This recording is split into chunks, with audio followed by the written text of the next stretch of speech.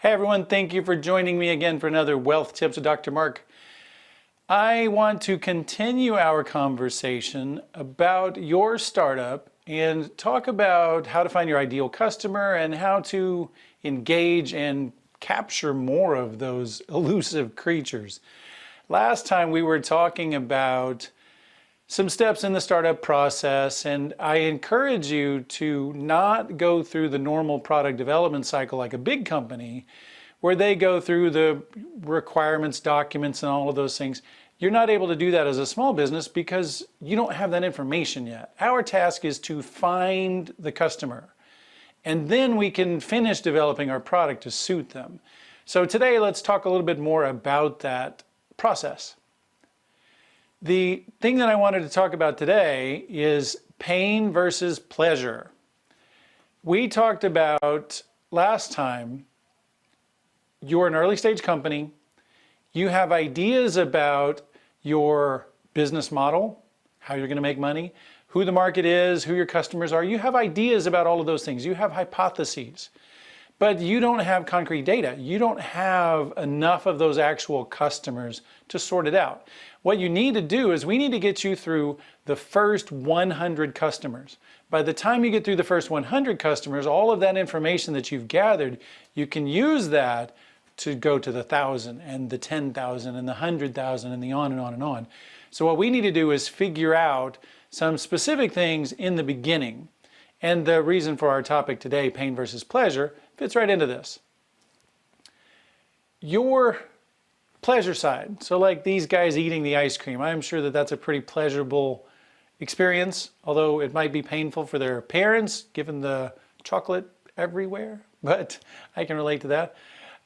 So we need to figure out what they need and what they want. And one of the things that we can do when we're trying to identify customers is we can try and make them happy. We can try and do things that they like, that they enjoy. One of those things might be make them more money. A real easy way to sell something to somebody is if you're helping them make more money, they will pay you for that opportunity. People will pay you if you can make them more money. Pretty easy, pretty self-explanatory. I suspect you don't find that terribly surprising. We can reduce their expenses. If we can come up with a way to save people money. Remember, in a business, you have revenue and expenses. You don't have profit. So anything we can do to increase the revenue is great. Anything we can do to decrease the profit or decrease the expenses, also great. So when we're looking at making our customers, potential customers, happy, solving problems for them, making them more money is good, or saving them money, reducing their expenses, that's a good thing. Other things that we can do is something like a convenience thing. If you can make a process for them easier, then a lot of times they'll be willing to pay you some money. But that will be less likely for you to get them, or less they're willing to pay than the other options. So most important on the pleasure side, make them more money, save them money on their expenses. That will be something that will be a relatively easy process for you to get through.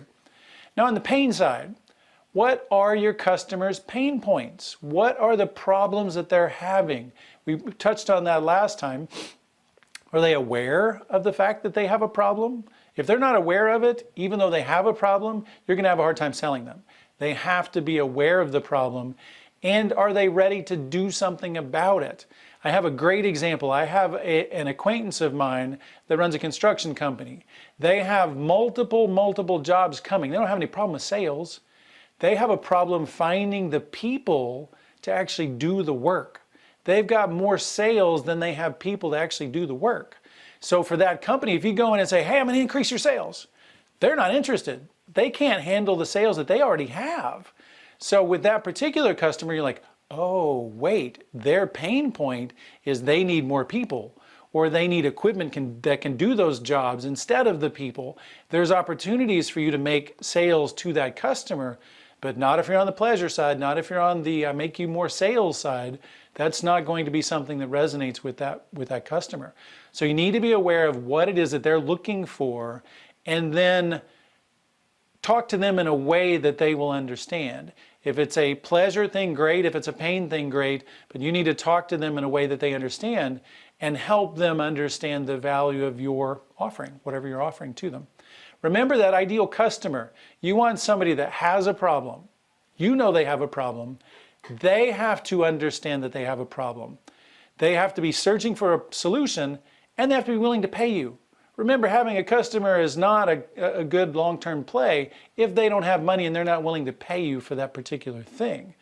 So, to recap, we talked about different strategies for approaching people to possibly make a sales to them. And this is geared toward the early stage companies. Remember, we're trying to nail down the first 100 of our customers along the way.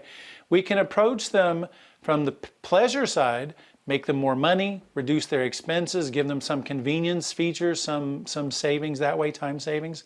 They will pay you for that. However, the more likely strategy, the more successful strategy typically is to focus on a pain point. With that person that has that construction company, if you can get a way to give him more workers, he's on board. If you can get a way to supply equipment to him that does that same job, he's on board. You're solving an immediate need. You're looking for the customer that knows they have a problem, is willing to solve the problem, and is willing to pay you for it. Once you find those, you'll be well on your way to getting that first 100 customers. Thanks, and let me know your thoughts on your techniques on grabbing new customers yourself. To use the pain, to use the pleasure. I'd be curious to hear your thoughts. Thanks. See you next time.